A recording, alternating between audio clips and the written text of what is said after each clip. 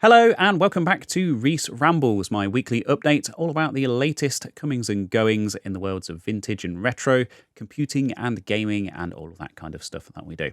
And I hope you're all doing well this weekend and in particular this weekend because of course of some of the news coming out of America with Hurricane Helene. I'll just take you to LGR's LGR Birds feed from last night, which has now sadly gone offline, but Clint, of course, a huge name in the world of retro computing and whatnot. YouTube, he's been doing this for 15 years. I had that lovely chat with him last year, and we've been kind of friendly and been in touch ever since. And he left his live stream running last night, and I think it finally went out at about 4:15 this morning. You can see what the weather was like at the time. Of course, he took all of his bird feeders and things down quite wisely. But he was quiet for a good few hours, and he has just posted an update. And it doesn't sound good, to be honest. So he's posted this on Patreon and indeed over on Twitter. So I'll read this to you. Hey folks, unfortunately LGR will be postponed for a good while, I feel. More details to follow, but the hurricane has done incredible damage to my place. I won't be living there for a bit. Many folks I know have it much worse than I do, so please keep Asheville in your thoughts. Of course, Asheville, North Carolina, being where Clint lives. And then he has followed up with a reply just reassuring everyone, I am safe, my family and friends are safe, which of course is the most important thing. Thoughts with everyone who's been affected by that. I personally have some friends who are in Florida this week. They were doing a bit of a road trip across part of America. They started in Tennessee and went down to Florida, and they were supposed to be in Key West. And they've had to sort of cancel and change all their plans and stuff, and they're now safe and sound in Miami, which is good, but obviously not looking as good for some of the people who've been hit with the kind of the full force of this. So just wanted to acknowledge that and hope that everyone out there is safe before we go on. And my second story for this week also coincidentally involves a big tech YouTuber. This is a story I spotted much earlier in the week, and I guess we'll stick to the itinerary. But this is Jeff Geerling. I'm not sure if you're familiar with his channel. I've been watching him for quite a few years now. Very much enjoy his stuff. It's all very well made, and he's a very clever chap. He does electronics tutorials, Raspberry Pi stuff, that kind of thing. And he has found himself in quite the predicament this week, because his voice has been stolen, for want of a better word. I mean, I think cloned is probably the better word, and that is the word that he uses. But a big Chinese electronics company called Elecrow, and it is a company I'm very familiar with because they email me pretty much every week trying to get me to do sponsored videos reviewing their stuff.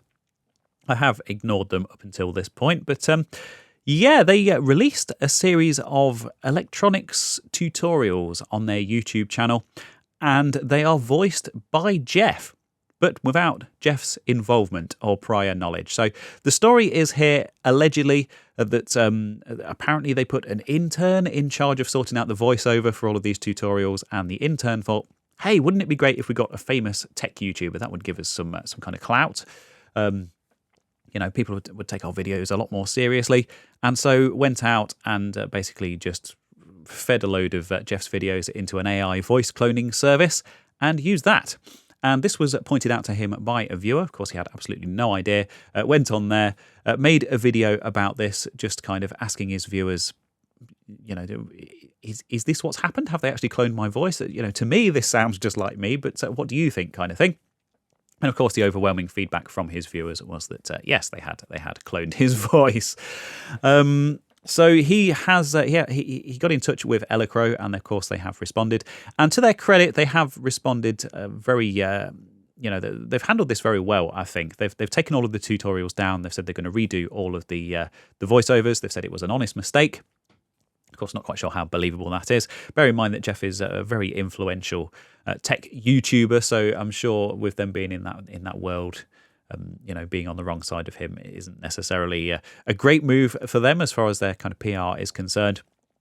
But they've said they're going to take the whole lot down. They have offered to reimburse him for any kind of loss of earnings and stuff like that. Of course, there were other videos that he should have been working on that, of course, pay his bills because he's a full-time YouTuber. But what he has done is basically said, no, we're going to turn this into a charity fundraising thing. So he's donated $15,000 so far on this kind of follow-up video for the UOAA, which is the United Ostomy Associations of America, which apparently is a health issue that has affected him personally, which I wasn't aware of. But good on him for turning this around into a good thing. As he mentions in the video, he likes to, when life gives him lemons, he likes to make it into lemonade, and that's certainly what he's doing. But yeah, just a really weird situation. But as always with Jeff, he has turned this into an opportunity for education and to get nerdy and pick this apart and kind of turn it all into a lesson, which is absolutely fantastic of him. So what he's done is he's spoken to an AI voice cloning expert. And there's a really interesting interview as part of this video. So it's a 13-minute long video just summing up the whole thing. And of course, it will be linked in the usual places. And yeah, this expert basically talks about not only kind of how it works, but also how they can detect whether a voice has been cloned, from a recorded passage, which parts at least look or sound authentic, and which parts sound like they are cloned, and that technology is being developed to kind of identify AI cloned voices automatically, which of course I think is going to be very important going into the future as this technology gets more and more advanced. So a really interesting turn of events, I guess. And this is a really fascinating video. You don't need to go back and watch the original one. He just kind of sum it up at the beginning. And of course, this is a charity fundraiser, so well worth going and watching anyway. But really fascinating story, and definitely something that I think we need to be aware of in the future. But most of all, go and subscribe to Jeff Geerling, because he's a thoroughly nice chap and he makes really good videos. The long-awaited source code release for WinAmp has finally happened this week, and this has been talked about for a very long time now, months and months, and yep, it has now dropped on GitHub. But there has been some discussion, particularly around the licensing side of things. It has been quite controversial, so we'll have a look at that. But first up, let's have a look at WinAmp itself, because isn't it glorious? Of course, it first launched in 1997, that iconic media player. Very skinnable. Of course, everyone had all those custom skins for it back in the day, and some of us even had a go at designing our own. But very, very solid, very performant, very kind of low resource player that could handle all sorts of music, and indeed, I think later on, video formats, built-in visualizers, all of that lovely stuff. And it has had quite a torturous existence since then. It's passed through various hands. I remember when it was first taken over by AOL, I think. Back in the early 2000s, when AOL itself was actually kind of on the decline. Of course, look how long the Wikipedia page is. This is quite how complicated the history of WinAmp is. But apparently it's currently owned by a group called the Llama Group, which is, what's this? Radionomy, an online platform that provided tools for operating online radio stations. This all sounds vaguely, it's quite the online streaming platform Shoutcast from Nullsoft. It's all linked. This isn't a video about the history of WinAmp. I could probably make a 20-minute video just about that. But the source code. The Llama Group have released the source code. Now, there are two major complaints that I've seen circulating about this source code release this week. The first one being that this is the current version of WinAmp, and I think people were expecting historical versions, particularly those initial Windows 9X releases. I don't know if the current owners of the WinAmp brand actually have all that historical source code to be able to release it, but they haven't. They've just released the current version. But perhaps the bigger issue here is the license. So what they've essentially done is they've invented their own license. So it's called the WinAmp Collaborative License, the WCL. This license governs the use, modification, and distribution of the WinAmp software. By using, modifying, or distributing this software, you agree to the following terms. The WinAmp Collaborative License is a free copyleft license. Now, there is a term I haven't heard for a very long time, since like the early days of the GPL and stuff, or at least when people were talking about the GPL kind of in the late 90s, early 2000s. I'm not sure when that originated, but it's designed to ensure that you have the freedom to use, modify, and study the software, but with certain restrictions on the distribution of modifications to maintain the integrity and collaboration of the project. Now, essentially, summing this up, and I am not a licensing lawyer or expert, but essentially you're not allowed to make your own modified versions of WinAmp, and any changes that you do make to the code become the property of the Llama Group, who currently own WinAmp. So essentially what they're saying is everyone can help develop our product for free, and you can't actually give anything back to the community in the form of forks or derivative versions, which doesn't sound like a copyleft license to me. But anyway, there you go. So that's kind of been dominating the conversation this week. Yeah, a bit of a disappointment, really. A bit of a damp squib, as they say. It would have been nice to have had access to the source code for those early versions of WinAmp, but I guess it is what it is in this cynical modern world of software engineering that we live in. But of course, that will be linked in the usual places, just like everything else that I mention in this week's Ramble. Doom. A game that I find myself covering quite a lot on these rambles, and that is something for which I will never apologise because, well, I love Doom, and I know a lot of you do too, and there has been some quite amusing news in the world of Doom this week, and we sure do need a bit more of a light-hearted story to lighten the mood, I think. So, without further ado, this is the triumphant return of Thatcher's Techbase. This story comes to me from Eurogamer.net. And yes, this was a satirical, political Doom mod which was released in 2021. Now, the full story behind this, of course, Thatcher's Techbase was based on Margaret Thatcher, who was the Prime Minister of the UK for a few years in the 80s. And I think without getting too political, I think it's fair to say that she wasn't fondly remembered by history. And I'd rather not get into that too much, but that was basically the basis for this Doom mod being created. Now, you'll probably also be aware that there was a really awesome remastered release of Doom that came out earlier this year from Bethesda. Kind of dropped completely out of nowhere. They'd worked with Night Dive to rebuild the whole thing on their Kex engine. And they'd also released a whole new episode that involved some of those people from Night Dive and also some people from id Software as well, and actually ended up being excellent. So all round a good release. Oh, also to add to the good news, if you owned any of the previous Doom remasters or re-releases, you automatically got that for free, which is how I discovered it, because I just fired up Steam one day and it was like, what's this? There's new Doom. So yeah, all around a very good release. But one of the things that they added to it was a mod browser. And the idea behind this mod browser was basically if you'd built levels or mods or other things for Doom, which of course have been a big part of Doom history since the very beginning. If you'd built any of this kind of stuff, you could add it to the Bethesda Doom mod browser, and other people could download your mods, and it was all kind of streamlined and integrated, and people could play them. And one of these mods was Thatcher's Techbase. So I will let the Eurogamer story explain, I think. Satirical Doom WOD Thatcher's Techbase has returned to Bethesda's official mod browser, now shorn of Maggie and anything else that might conceivably be deemed offensive, after initially being booted for daring to dabble in real-world politics.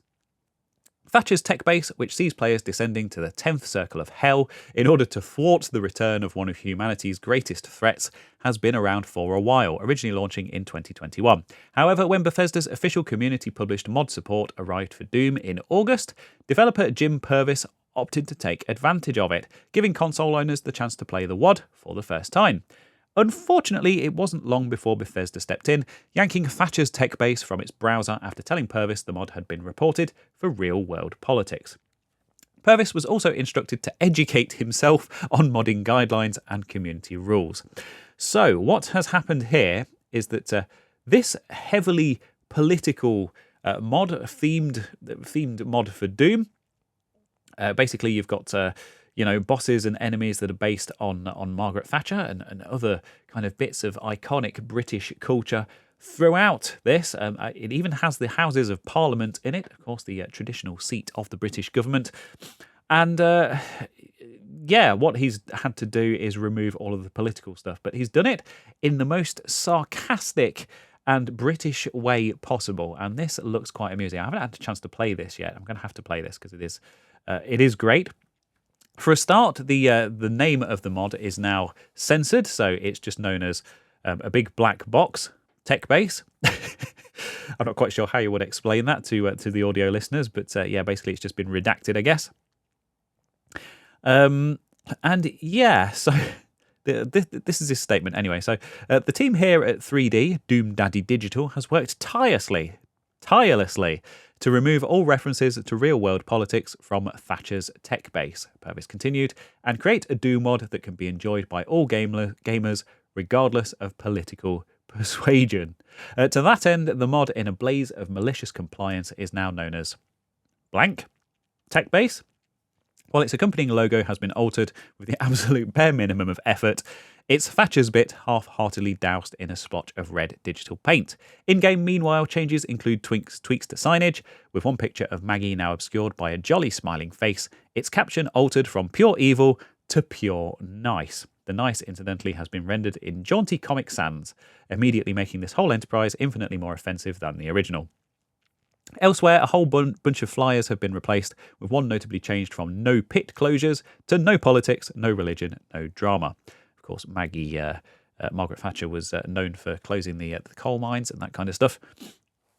Perhaps best of all, an area designed to resemble the House of Commons has been gracefully robbed of its capacity to offend by removing every single one of its textures. And there are some great screenshots here. So, we'll just give this a second to load. There we go. So we've got some giant pictures of Maggie Thatcher everywhere. In the modified version, they're just blanked out with big question marks over the face. There's also a statue of her, which has had its head removed in the modified version. We've got that, of course, the Pure Evil poster, which was mentioned.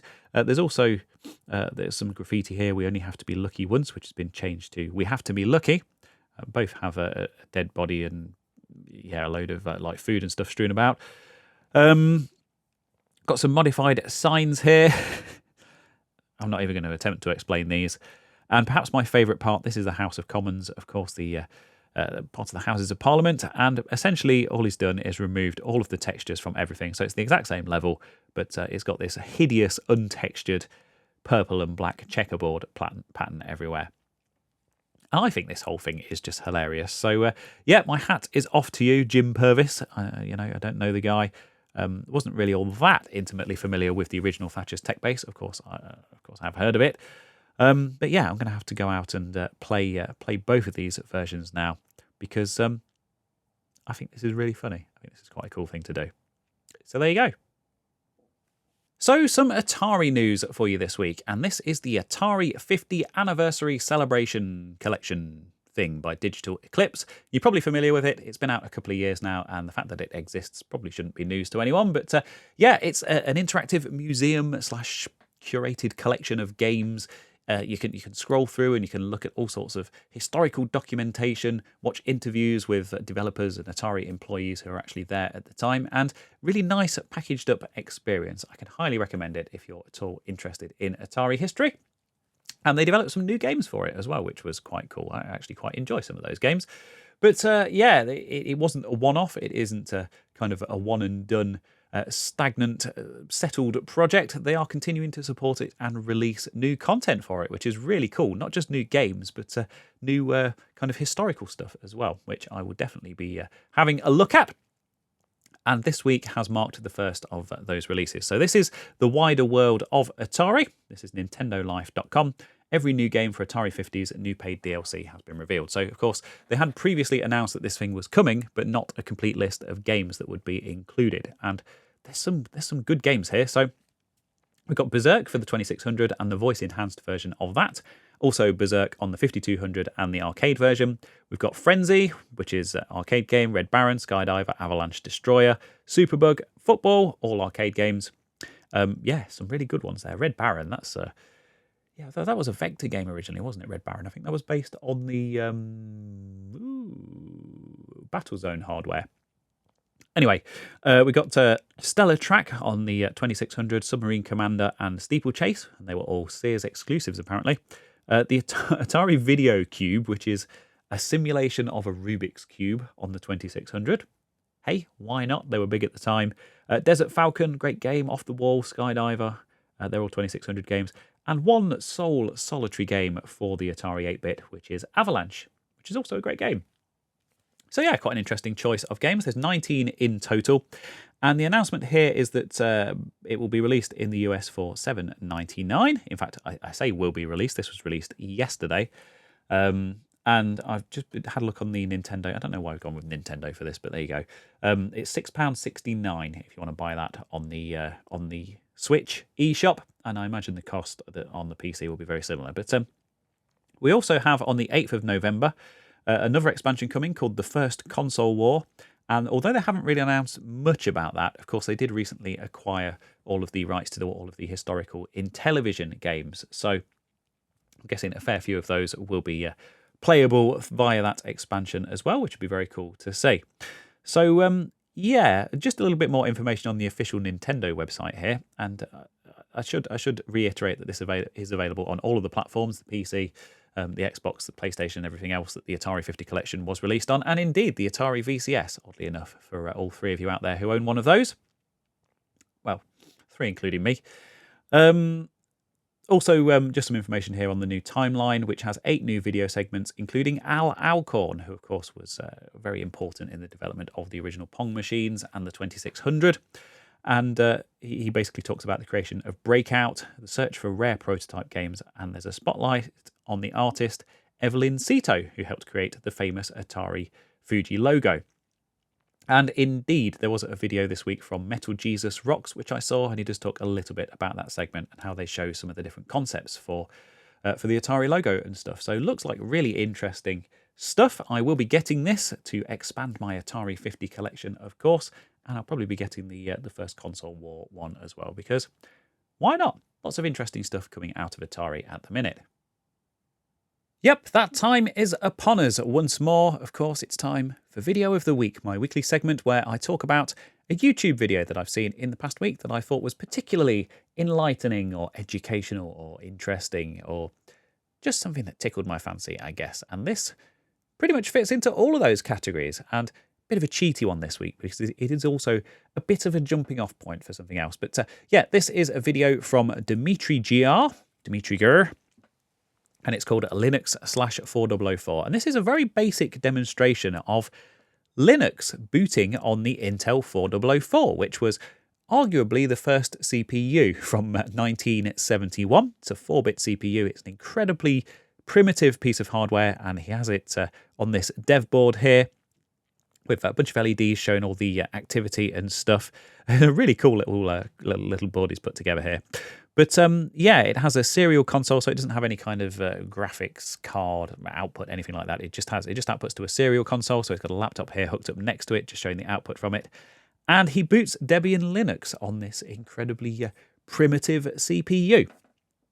And I say this is a jumping off point for something else because the actual meat of this video is just a demo really, but the actual meat of this is this blog post that is linked in the description, and it's absolutely fascinating. So the TLDR here is I booted Debian Linux on a 4-bit Intel microprocessor from 1971, the first microprocessor in the world, the 4004. It is not fast, but it is a real Linux kernel with a Debian root FS on a real board whose only CPU is a real Intel 4004 from the 1970s. The video is sped up at variable rates to demonstrate this without boring you. The clock and calendar in the video are accurate. A constant rate video is linked below. Now, obviously, there's not much to spoil in this video, so I don't want to spoil it for you. I mean, this blog post goes into so much detail about how all of this works. So if you're interested in that, it is very much worth a read, both the hardware and the software side of it.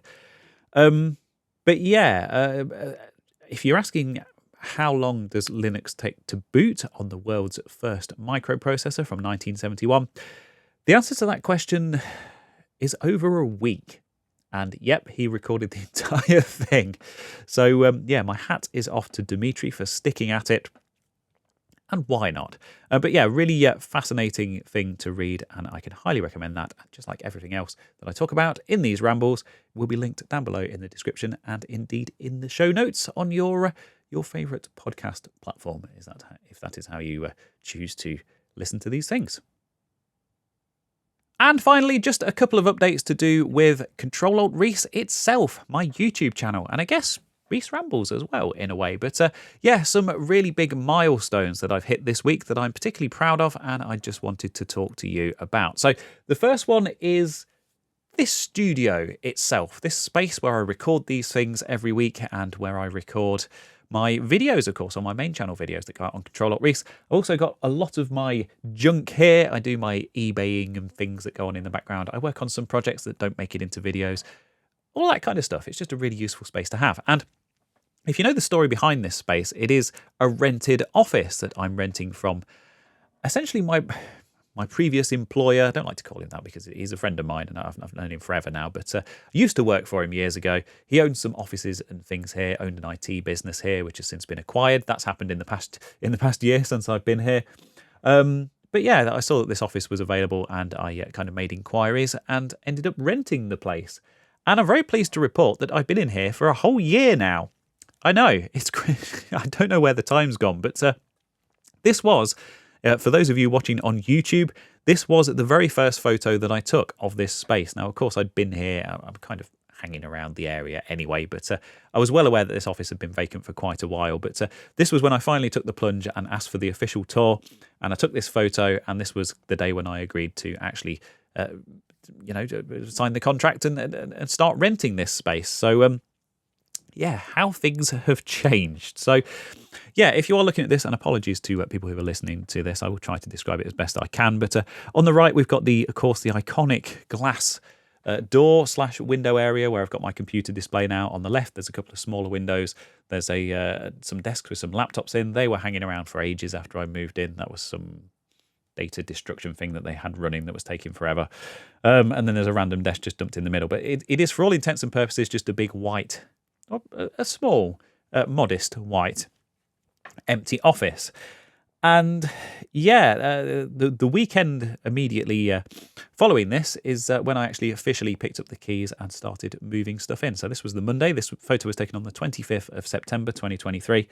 And where I am sitting right now is back in the far corner. There's like a big blue panel kind of in the corner between the two desks where the window is at the end. And that's where I'm sat now, facing towards the big glass window at the front. That's kind of directly in front of me, if you want to get a feel for the space.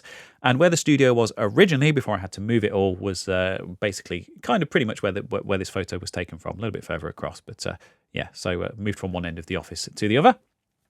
I should do a proper updated tour or something, a bit of a behind the scenes look at how this place has changed over the past year, because I have completely changed the layout and yeah, some other bits and bobs, how I use the space, how I've settled in, some bits of kit and stuff that I bought. So I might do that, but not a priority at the moment because I've got so much other stuff going on. And speaking of other stuff that I've got going on, the other milestone I wanted to talk about was 4 videos this month, weekly on a Friday, without fail. 4 Fridays in a row, I have released 4 quite substantial main channel videos, and they haven't been half-arsed, they haven't been phoned in, they've been proper attempts at videos.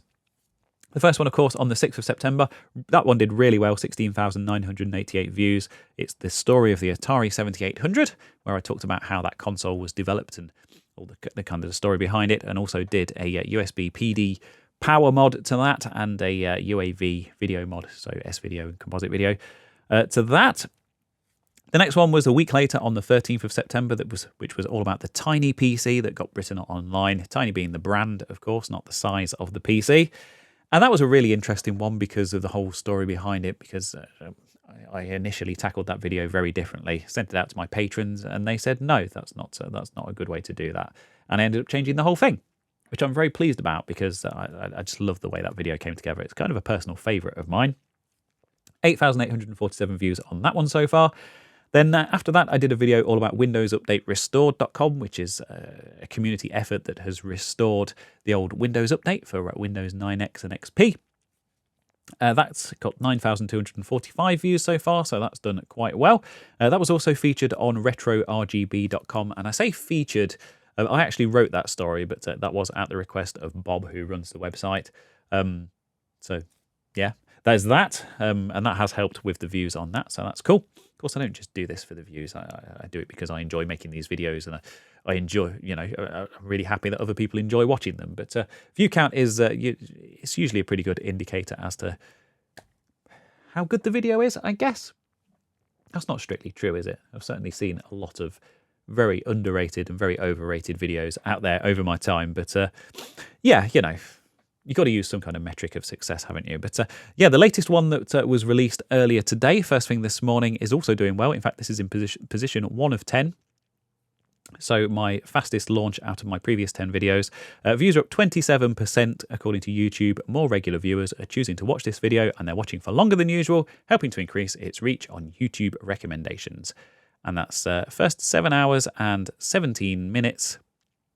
It has 2,500 views, which apparently is 546 more than usual. And I've gained 27 new subscribers off the back of that, which is nice. And that is the update to my Mac Mini video. So I got the eGPU working with the Mac Mini, and I just showed, it was kind of a bit of a reconstruction, I guess, just showing people the process that I'd been through to finally find something that actually worked and how I kind of worked out why it wasn't working. So quite a journey in that video, and I really enjoyed that. I think it tells a really good story. It has a happy ending, and technically it might be quite useful to someone. So all in all, successful video, I think. So that's that. They're those 2 milestones in the studio for a year. 4 videos released this month, weekly on a Friday. Am I going to be able to sustain that rate of release?